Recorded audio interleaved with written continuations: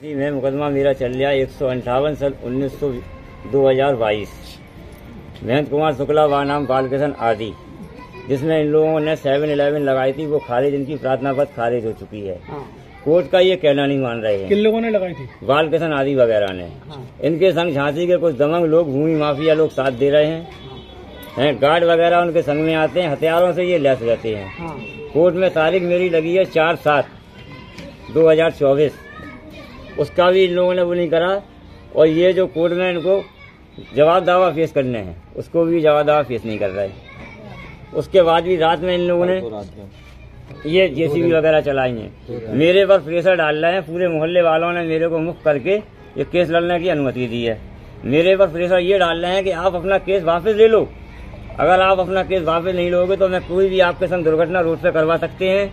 कौन करवा सकता है? ये भूमि माफिया, ये जो इनका सपोर्ट कर रहे हैं, वीर बालकिशन, वीर सिंह, और इनका जो लड़का है निक्की, जो चाय की दुकान खोले है, ये अवैध प्रकार के लड़कों को बिठा ले रहता है 24 घंटे यहाँ पर। रात के 10 बजे तक बिठा ले रहता है। महिलाएं निकलती हैं, उनके संग बदतमीजी करता है, छेड़छाड़ करता है, गंदे इशारे करता है। अगर मैं झूठ बोल रहा हूँ तो सबरी महिलाएं बताए, कोई झूठ तो नहीं बोल रहा मैं? खड़े रहते, दौड़ते रहते, 2-3 बार।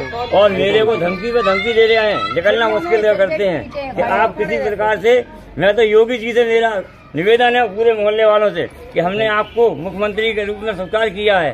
श्रीमान जी, आपसे विनम्र निवेदन है कि इसकी जांच कराई जाए। 125 के बाद ये 132 से अवैध रूप से कब्जा करे हुए हैं। यहाँ गली की जगह दबाए हुए हैं, जिसका हम लोग एक दफे केस जीत चुके। इनने उसके कोर्ट का कहना मान के ये दीवार तोड़ दी, बाद में फिर इनने कब्जा कर लिया। आज भी ये न्यायालय का कहना नहीं मानते। हम लोग को धमकी दे रहे हैं कि हम आपको पुलिस द्वारा किसी न किसी अवैध केस में आपकी जिंदगी बर्बाद कर देंगे, आपके बच्चे थाने। इस गली में लगभग कितने परिवार रहते हैं? गली में 5 परिवार रहते हैं। ये कह रहा है कि हमें यहाँ मल्टी बिल्डिंगें बनाने जगह दो अपनी। हम उनके नाम नहीं जानते हैं। 2-3 मोहम्मदन आते हैं और एक कोई शुक्ला शर्मा जी है या कौन है, ब्राह्मण आदमी है, वो भी आते हैं। कहते हैं आप लोग नहीं जानते, DIG मंत्री जी तक मेरी पकड़ है। हमारे पार्षद जी नैनवानी, उनसे भी हम लोगों ने हाथ जोड़े, कई बार उनके बंगले पे गए कि साहब आप सुन लो। वो कह रहा साहब हम आपके मैटर में नहीं आ सकते हैं, वो दमंग लोग हैं।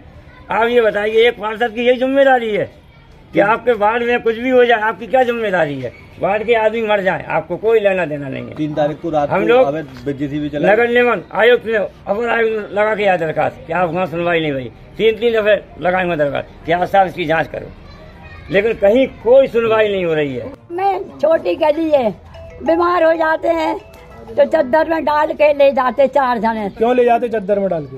क्यों? जगह नहीं है, ऑटो नहीं आती। अच्छा, हाँ, फिर ऑटो नहीं आती। रास्ता तो खुली थी, यहाँ से बंद किसने कर दी? उन्हीं लोगों ने करी। अच्छा, क्या नाम है उनका? उनका क्या नाम है? बालकिशन वीर सिंह। और बता बेटा, हम सांस फूलती, कमर की हड्डी टूटी है। क्या नाम है और कहाँ की क्या समस्या है आप लोगों की? मेरा नाम सर सुजीत कुमार है। मैं झोंकानबाग में रहता हूँ। क्रिश्चियन हॉस्पिटल के सामने का ये समस्या है, जो कि 4 फुट की जो रास्ता चल रहा है, इस पर जो विवाद चल रहा है, ठीक है। जो कि कुछ क्या है, दमंग लोग हैं जो कि इनके पक्ष में हैं, हम उनका नाम नहीं जानते। वो खुलेआम धमकी दे रहे हैं कि आप लोग हट जाओ, नहीं तो रातों रात तुम लोगों को सबको गायब करा देंगे।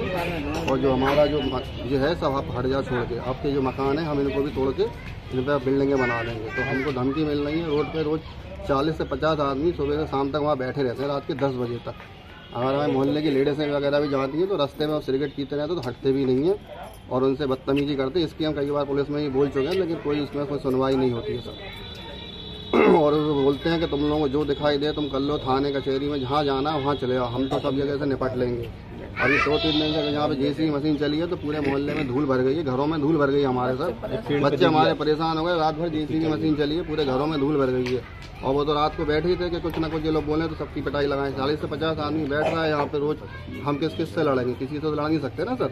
इसलिए हमने बोला हमारा केस चल रहा है। आपने कहीं शिकायत की इसकी SP DM साहब के? हमने इसकी सारी सब जगह शिकायत करी है। SP साहब के पास की, DIG साहब के पास और DM साहब के पास की। क्या आसपास? वहाँ से अभी कोई रिस्पांस नहीं मिला है हमको। उनका काम चल रहा है। उनके पीछे मैंने बताया ना कि कोई दमंग टाइप के लोग हैं जो कि उनकी पहचान अच्छी है, नेता मंत्रियों में है।